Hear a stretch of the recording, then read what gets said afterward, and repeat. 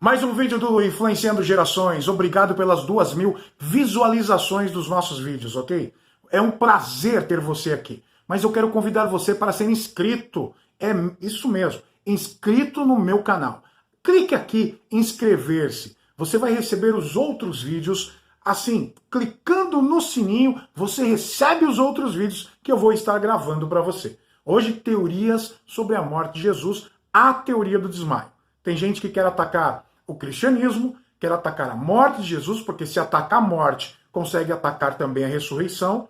Isto é ponto importante do cristianismo: morte e ressurreição de Cristo, salvação dos nossos pecados, sacrifício vicário de Cristo. Então tem algumas pessoas que dizem o seguinte: Jesus não morreu, ele foi retirado da cruz, colocado num túmulo, aí ele se recupera e foge do túmulo depois. Isso para mim nem é teoria, é desonestidade intelectual. Se você começar a pensar no que Jesus passou e quem são as pessoas envolvidas, é desonestidade intelectual. E eu quero convidar você para estar comigo nesse vídeo. Vem, vamos pensar sobre isso. Teoria do desmaio. Está começando mais um vídeo do Influenciando Gerações.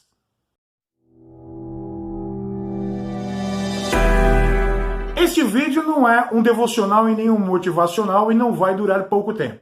Então, se você quiser pensar comigo sobre a morte de Jesus, eu te convido e vai ser um prazer. Porque eu vou falar algumas coisas que com certeza vai fazer com que você pense muito mais sobre isso. Até a parte médica de como Jesus foi para a cruz. Fica comigo, ok? Mas eu quero começar a pensar com você se existia a possibilidade das pessoas envolvidas dentro deste contexto da morte de Jesus saírem ilesas se Jesus não morresse.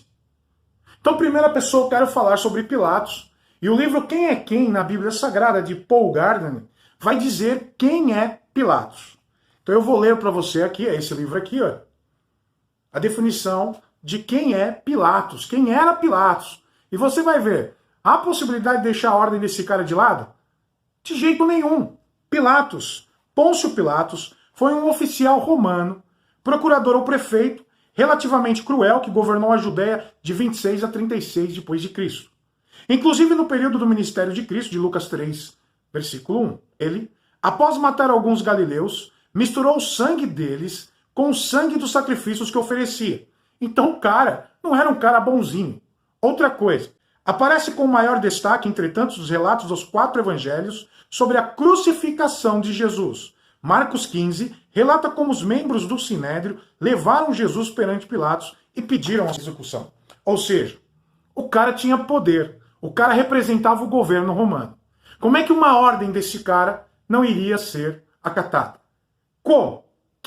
Qual a possibilidade de alguém dizer: não, Pilatos era um cara comum aí, não vamos matar Jesus. Deixa ele desmaiar, a gente tira da cruz, e aí a gente vê o que faz. Mas também não foi ele que tomou essa decisão sozinho. Aonde é que estava o povo? Estavam todos envolvidos nisso. E ainda mais o Sinédrio, na pessoa do sumo sacerdote Caifás. Bom, Caifás também não era um cara comum. Pelo mesmo livro, Caifás é descrito da seguinte forma: por meio de José, historiador judeu, aprendemos que Caifás sobreveio na função de sumo sacerdote, cargo político, ou seja, ele fazia aquela ponte entre o governo e o povo, o governo e religião. Quem leva Jesus para Pilatos é Caifás. O interesse de Caifás na morte de Jesus era clara. João 11, 49 a 51 diz assim: Caifás, porém, um dentre eles, sumo sacerdote, quer dizer, não era um diácono, não era um obreiro, era o pastor, vamos dizer assim, ok? Sumo sacerdote, naquele ano, advertiu-os dizendo: vós nada sabeis, nem considerais que vós convém que morra um só homem pelo povo e que não venha a perecer toda a nação? Ora, ele não disse isto de si mesmo, mas, sendo sumo sacerdote, naquele ano, profetizou que Jesus estava para morrer pela nação, não somente pela nação, mas também para reunir em um só corpo os filhos de Deus que andam dispersos. Sem querer, ele profetiza. Se você começar a pensar um pouquinho, era ele que teria que colocar Jesus na cruz. Ele é o sumo sacerdote. E se você pensar no sacrifício lá do Antigo Testamento, como foi feito tudo, quem levava ali uma oferta pelo pecado do povo era o sumo sacerdote. Só ele poderia. E no Novo Testamento não foi diferente. Deus usa o sumo sacerdote para levar Jesus para a cruz, para o último sacrifício. Você já parou para pensar nisso? Outra coisa também, que nós temos que pensar, que essa teoria do desmaio não dá certo, é os guardas romanos. Qual é o guarda que queria morrer no lugar de Jesus? Porque se eles não acatassem a ordem de Pilatos, se eles não fizessem tudo certinho, quem pagaria com a vida? Quem pagaria com a vida? Os guardas. Aqueles que não fizeram a tarefa que deveriam fazer. Ah, vocês não fizeram certo? Vocês vão pagar com a vida. Era assim que funcionava no governo romano. E em muitos governos até hoje é dessa forma. Não se acata a ordem de cima, morre quem está embaixo. Se você for para o texto bíblico, você vai ver que Jesus foi retirado da cruz pelos guardas quando eles tinham certeza que ele estava morto. João 19, versículo 32 e 33 diz o seguinte: os soldados foram e quebraram as pernas ao primeiro e ao outro que com ele tinham sido crucificados. Chegando-se, porém, a Jesus, como vissem que já estava morto, não lhe quebraram as pernas. Ou seja, nós vamos falar um pouquinho sobre a morte de crucificação, que muita gente pensa que são sobre os ferimentos, mas é por asfixia. Isso eu deixo um pouquinho mais para você ficar comigo no nosso vídeo. Fica aí que a gente vai falar sobre isso. Mas, qual o interesse de um guarda morrer no lugar de Jesus, por exemplo? Aquele que nem ele mesmo seguia.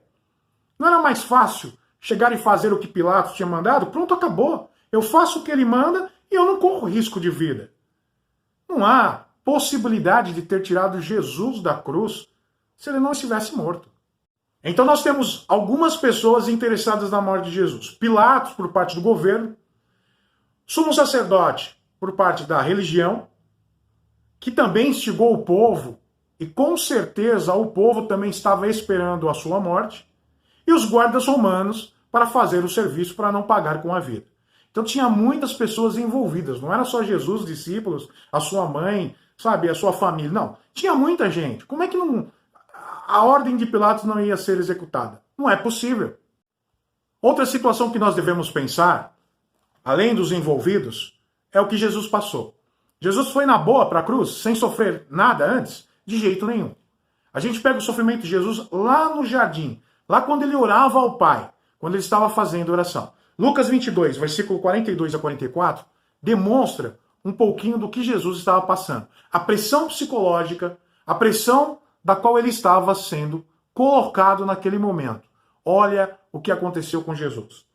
Lucas 22, 42 a 44 diz assim: Pai, se queres, passa de mim esse cálice, contudo não se faça a minha vontade, sim a tua. Esta é a oração. Pai, se possível, passa de mim esse cálice, mas se não, faça a tua vontade.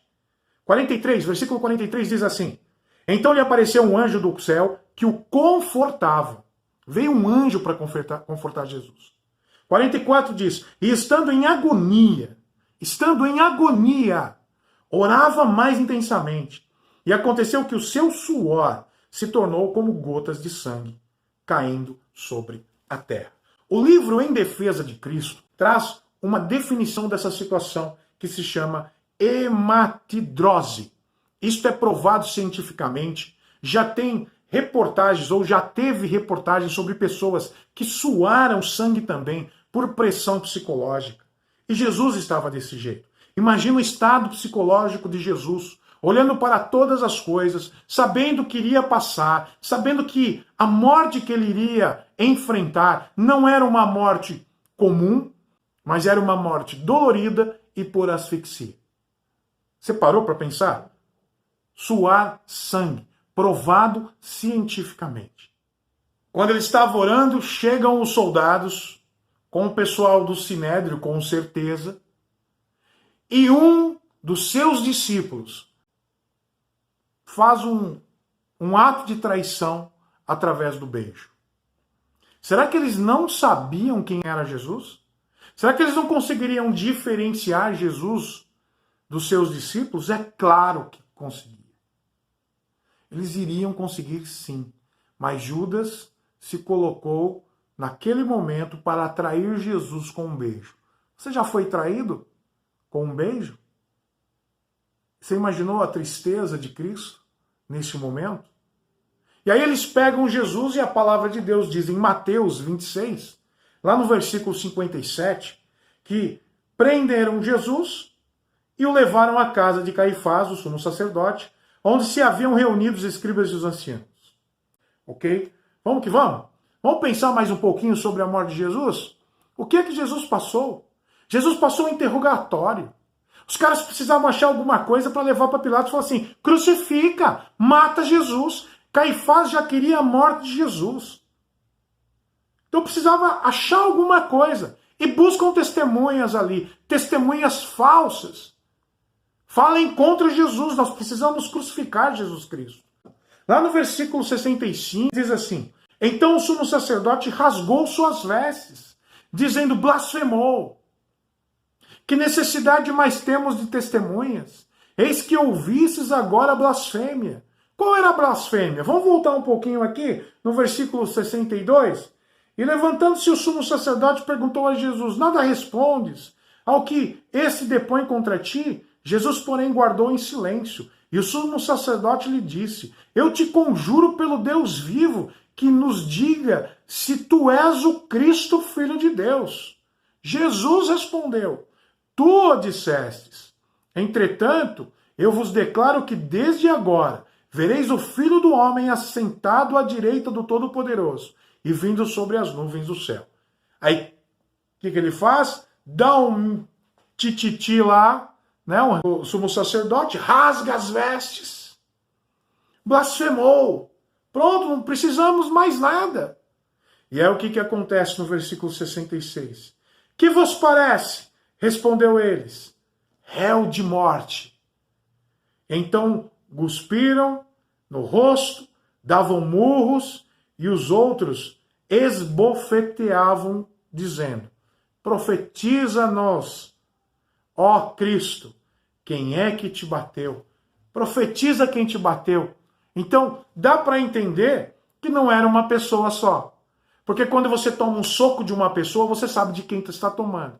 Mas imagina muitas pessoas batendo naquele mesmo momento, e aí eles estão tirando o sarro de Jesus. Profetiza quem te bateu, você não é filho de Deus? Está dando para entender o que Jesus passou antes da crucificação? Bateram no seu rosto, cuspiram, certamente arrancaram-se as barbas. Se amontoaram em Jesus e deram socos. Você acha que isso não dói? Como é que estaria o corpo de Jesus quando chega em Pilatos? Fizeram tudo isso com Jesus. E o que aconteceu? Lá em Mateus 27 diz assim, e ao romper do dia, todos os principais sacerdotes e os anciãos do povo entraram em conselho contra Jesus para matarem. E amarrando-o, levaram-no e o entregaram ao governador Pilatos. Todo machucado, ele passa ali com eles toda noite, bateram, socaram, leva lá para Pilatos agora. O que eles deveriam ter feito antes de fazer tudo isso? Porque eles também não teriam. Foi um julgamento totalmente errado. Totalmente errado. Não poderiam proceder dessa forma. E a palavra de Deus diz que em Mateus 27, versículo 15, diz assim, ora, por ocasião da festa costumava o governador soltar ao povo um dos presos conforme eles quisessem. Naquela ocasião tinham eles um preso muito conhecido chamado Barrabás. Estando, pois, o povo reunido e perguntou-lhe Pilatos, a quem quereis que eu vos solte? A Barrabás ou a Jesus chamado Cristo? Porque sabiam que por inveja tinham entregado. Esses caras levam Jesus por inveja. Eu acredito que o sumo sacerdote disse assim, olha, se ele se levantar aqui, nós estamos sem emprego. O que a gente faz? Precisamos matar, antes que ele tome a frente disso tudo. Ok? Eu penso, Alexandre, penso dessa forma. Mas também tem um plano de Deus sobre tudo isso. Plano de Deus sobre tudo isso, com certeza. Eu não nego o plano de Deus. Veja lá o que aconteceu quando Pilatos diz: o que eu faço com ele? Estando, pois, o povo reunido, perguntou Pilatos: a quem quereis que eu vos solte, Barrabás ou a Jesus? Porque sabia que por inveja tinha entregado. E ele no tribunal, sua mulher já tinha dito: não se envolva com esse justo, porque hoje em sonho muito sofri por seu respeito. Versículo 20. Mas os principais sacerdotes e os anciãos persuadiram o povo que disseram: Barrabás, e fizesse morrer Jesus. De novo perguntou o governador: qual dos dois queres que eu vos solte? Barrabás. Replicou Pilatos: que farei então com Jesus chamado Cristo? Seja crucificado. Você já parou para pensar que Jesus estava naquele local? E talvez algumas pessoas que foram curadas por ele, pessoas que foram abençoadas por ele, pessoas que foram alimentadas espiritualmente por Jesus, estavam lá gritando: crucifica-o. Além dos socos e bofetadas, imagine a situação psicológica de Cristo, a tristeza da qual ele estava sentindo. E Pilatos ainda continua: que mal que ele fez? Por que vocês querem que ele seja crucificado? Perguntou Pilatos, porém cada vez clamava mais: seja crucificado. Vendo Pilatos que nada conseguia, pelo contrário, aumentava o tumulto. Mandando vir água, lavou as mãos perante o povo, dizendo: estou inocente do sangue desse justo. Fique o caso convosco. E o povo respondeu: caia sobre nós o seu sangue e sobre os nossos filhos. Então Pilatos soltou Barrabás, após haver açoitado Jesus, e entregou para ser crucificado. Aqui existe um outro ponto. Este açoite que Cristo tomou não foi comum.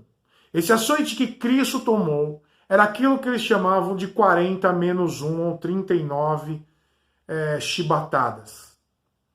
E como é que eram essas chibatas? Eram chicotes, alguns de correntes, outros de cintas de couro, e nas pontas existiam em alguns bolinhas de ferro e também pontas de ossos, para que quando o soldado batesse na pessoa, aquelas pontas de ossos cravavam em suas costas ou no lugar que batia, e quando ele puxava isso, vinha pedaços da carne. 39 chibatadas desta forma. Você acha que Jesus chegou como na última chibatada? Você acha que o corpo de Jesus estava como na última chibatada? Como é que ele iria aguentar tudo isso? Depois eles levam Jesus a um lugar, colocam uma coroa de espinhos. Os espinhos davam a mais ou menos 2 a 3 centímetros. Enfincaram na cabeça de Jesus. Jesus ensanguentado nas suas costas, eles trazem um manto. Você quando se machuca, quando você chega em casa de um futebol, de algum lugar que você se machuca, e que a meia, muitas vezes, ela está colada no seu machucado, quando tira dói, você imaginou as costas de Jesus? Outra coisa, um historiador chamado Eusébio descreveu um pouquinho sobre estas chibatadas nos escravos, como é que acontecia, nos acusados, nos bandidos, porque isso acontecia muito com quem ia ser morto, crucificado, ou tomava apenas chibatadas e mandava embora. Era uma pena. E Eusébio, um historiador do século II, diz o seguinte, ele descreveu como era aterrorizante um açoitamento romano. E ele escreve da seguinte forma: as veias do sofredor ficavam abertas, os músculos, tendões e órgãos internos da vítima ficavam expostos. E tinha gente que morria antes da crucificação. Preste atenção. O doutor Alexandre, ou Alexander Metterhell, não sei se eu disse o nome dele correto, do livro Em Defesa de Cristo, ele chega a dizer o seguinte, que a vítima que sofria esse tipo de açoite tinha dores violentas e entrava em choque hipovolêmico. Este choque também é conhecido como hemorrágico e acontece quando se perde cerca de 1 litro de sangue, o que faz com que o coração deixe de ser capaz de bombear o sangue necessário para todo o corpo, levando a problemas graves em vários órgãos do corpo e colocando a vida em risco. Isso Jesus passou. E além disso, os romanos colocaram a coroa de espinho, o manto. Como assim? Estava tudo bem com Jesus? Ele precisa de ajuda para chegar no lugar da crucificação. Alguém leva um pedaço da sua cruz e quando ele chega lá, ele recebe ainda pregos. Pregos de 15 a 17 centímetros para segurar o seu corpo. Dá para pensar a dor que isso causa quando entra no corpo e nos pés de Jesus? Olha o que a Bíblia diz em João capítulo 19, versículo 31 em diante. Então os judeus, para que no sábado não ficassem os corpos na cruz, visto como era a preparação, pois era grande dia daquele sábado, rogaram-lhe a Pilatos que se lhe quebrassem as pernas e fossem tirados. Os soldados foram e quebraram as pernas do primeiro e do outro, que com ele tinham sido crucificados. Chegando-se, porém, Jesus, como vissem que já estava morto, não lhe quebraram as pernas. Mas um dos soldados lhe abriu o lado com uma lança, e logo saiu sangue e água. Aquele que isto viu, testificou, sendo verdadeiro o seu testemunho, e ele sabe que diz a verdade, para que também vos creais. E isto aconteceu para que se cumprisse as Escrituras. Nenhum dos ossos será quebrado. E outra vez, diz a Escritura, eles verão aquele a quem transpassaram. Veja, era uma profecia messiânica, uma profecia do Antigo Testamento, que ninguém iria quebrar nenhum osso de Cristo. Agora, furam com a lança, sai água e sangue. Não morreu?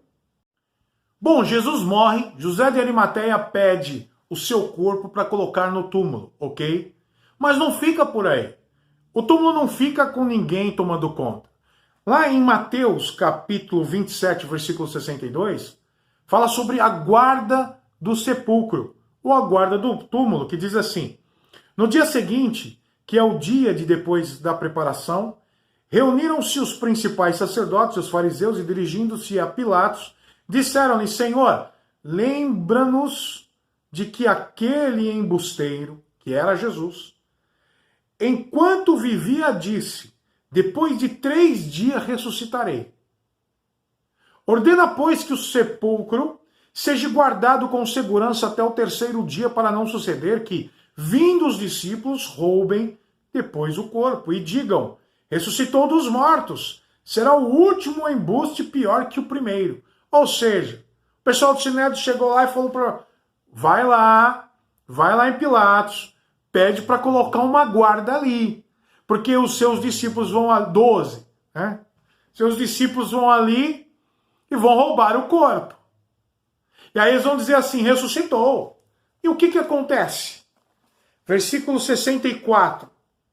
Ordena, pois, que o sepulcro seja guardado com segurança até o 3º dia, para não suceder que, vindo os seus discípulos, roubem depois e digam ao povo: ressuscitou dos mortos, e será o último embuste pior que o primeiro. E disse-lhe Pilatos: aí tendes uma escolta, ide e guardai o sepulcro como bem vos parecer. Indo eles, montaram guarda ao sepulcro, selando a pedra e deixando ali a escolta.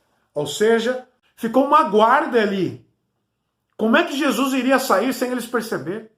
O que aconteceu naquele momento? O que aconteceu naquele momento? Será que 12 discípulos iriam lá lutar contra a guarda romana? Lutar contra os guardas, arrancar Jesus dali e dizer: olha, ressuscitou. Isso é loucura. Loucura dos céticos. Para que Jesus saísse daquele lugar, tinha que ter uma ação metafísica, uma ação de Deus, e aconteceu, que a gente sabe. Vamos comemorar a Páscoa. Jesus ressuscitou, ele não está mais no sepulcro, ele vive. Capítulo de Mateus 28 diz assim: no findar do sábado, ao entrar o primeiro dia da semana, Maria Madalena e a outra Maria foram ver ao sepulcro, e eis que houve um grande terremoto, porque um anjo do Senhor desceu do céu, chegou-se, removeu a pedra e assentou-se sobre ele. E os guardas, os caras estão correndo até hoje. Se você olhar para o versículo 11 do capítulo 28, olha o que diz aqui, que os judeus subornam os guardas para não dizer o que aconteceu. Eis que alguns da guarda foram à cidade e contaram aos principais sacerdotes tudo o que sucedera. Os caras colocaram os caras lá para tomar conta. Chega um anjo, dá um terremoto, tira a pedra, Jesus não está mais lá, e os caras viram tudo isso, falaram, meu Deus do céu, e agora a gente vai morrer? Lembra que eu disse? Ordem é ordem. Pilatos mandou guardar. Pilatos mandou guardar o túmulo. Jesus não tinha condições de sair na boa e sair andando. Houve uma ação de Deus. Houve uma ação do Senhor. E aí, diz o seguinte, que os guardas correram para onde quando viram tudo isso? Principais do sacerdote. Tudo o que suceder, eles tiveram que dizer. Olha, aconteceu isso, o que a gente faz? A gente vai morrer. Versículo 12 fala bem claramente sobre isso.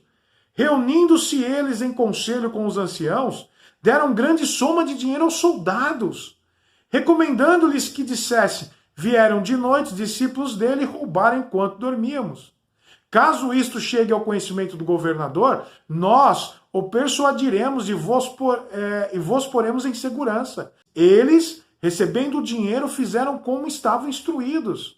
Essa versão divulgou-se entre os judeus até o dia de hoje. Ou seja, não fala nada não. Ressuscitou de verdade. Meu, e aí, como é que ele estava? Querido, tô correndo até hoje, eu não vou ficar lá para ver.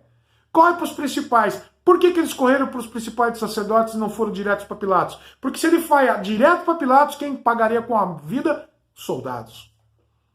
E aí eles chegam lá e dizem assim, o que a gente fala agora? Aconteceu aquilo que ele disse que ia acontecer. Quem vai morrer é a gente. Pilatos vai dizer, vocês não tomaram conta do corpo. Os caras vieram aqui, roubaram o corpo na boa. Aí os principais sacerdotes, tudo bem, mas a gente vai ter que dizer isso mesmo. Tá, e a gente, como é que faz? Não, fica tranquilo. A gente vai lá, vai persuadir Pilatos e nós vamos colocar vocês em segurança. Mas vocês não podem dizer o que aconteceu. Vocês vão dizer que os discípulos roubaram o corpo. Agora veja uma coisa. Depois de tudo que a gente conversou e depois de tudo que a gente disse aqui, eu e você juntos, porque eu digo e você pensa comigo. Depois de tudo que eu disse para você sobre o açoite, suar sangue, pressão psicológica, socos, bofetadas, 39 chicotadas, coroa de espinho, caminhada até a crucificação, prego de 15 a 17 centímetros, estar exposto a um tempo, sobre o tempo, sangrando, sofrendo, levar uma lança ao seu lado e sair sangue e água. Como é que Jesus desmaiou e foi embora depois na boa? Como é que tem alguém que diz que Jesus desmaiou, foi levado para o túmulo, se recupera de tudo isso em 3 dias e some? Isto é loucura. E o que eu digo para os céticos, aceita que dói menos. O meu Jesus vive. Ele não está mais no túmulo. Ele ressuscitou. E nós comemoramos este dia maravilhoso. E se ele disse que ia morrer e ressuscitar, ele também disse algo: eu vou voltar. E eu espero este dia. Ele diz e ele cumpre. Doa quem doer. Creia quem quiser. Está aí. Pensamos sobre a morte de Cristo. Há possibilidade de Jesus não ter morrido? Impossível, até porque ele mesmo também entregou a sua vida por nós. Pai, nas tuas mãos entrego o meu espírito. Abaixa a cabeça e morre. Espero que você tenha aprendido um pouquinho com este vídeo. Espero que você fique no nosso canal, se inscreva aí embaixo, clique no sininho para receber outros vídeos. Diga, faça o seu comentário, fale um pouquinho sobre o vídeo, comente, compartilhe com seus amigos e se inscreva no nosso canal. Nós estamos compartilhando isso nas redes sociais da igreja, também na minha rede social, no Instagram, mas eu preciso da tua ajuda. Aprendeu alguma coisa? Parou para pensar sobre essa situação? E aí? Jesus desmaiou ou morreu? Até o próximo vídeo. O Influenciando Gerações tem essa veia apologética. E aí nós queremos também gravar vídeos que você quer. Qual é o assunto que você quer? Escreva aí embaixo nos comentários. Pastor, eu queria que você falasse sobre espiritismo, catolicismo, adventismo, mormonismo, eu não sei. Tem muitos assuntos para ser falado. Ok? Espero que você tenha aprendido. Deus abençoe. Tô indo embora. Se inscreva no canal. Clique no joinha se gostou. Até mais. Boa Páscoa. Jesus ressuscitou.